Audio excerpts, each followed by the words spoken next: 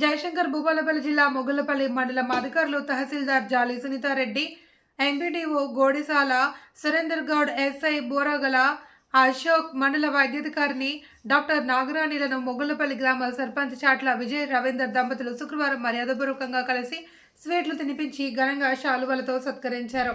అనంతరం మండల అధికారులు సర్పంచ్ చాట్ల విజయ్ రవీందర్ దంపతులను శాలువలతో సత్కారం చేశారు.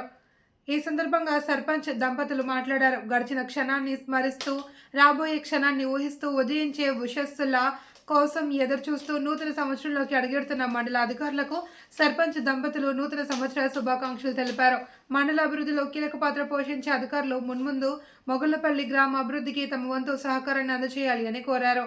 మొగుళ్లపల్లి మండలం పోతుగల్ గ్రామ సర్పంచ్ గురువారం రోజున ఏలిగేటి తిరుపతి తహసీల్దార్ కార్యాలయంలో మర్యాదపూర్వకంగా కలిసి తహసీల్దార్ జాలి సునీతారెడ్డికి మెమెంటోను అందజేసి 2026 సంవత్సర నూతన సంవత్సర శుభాకాంక్షలు తెలిపారు.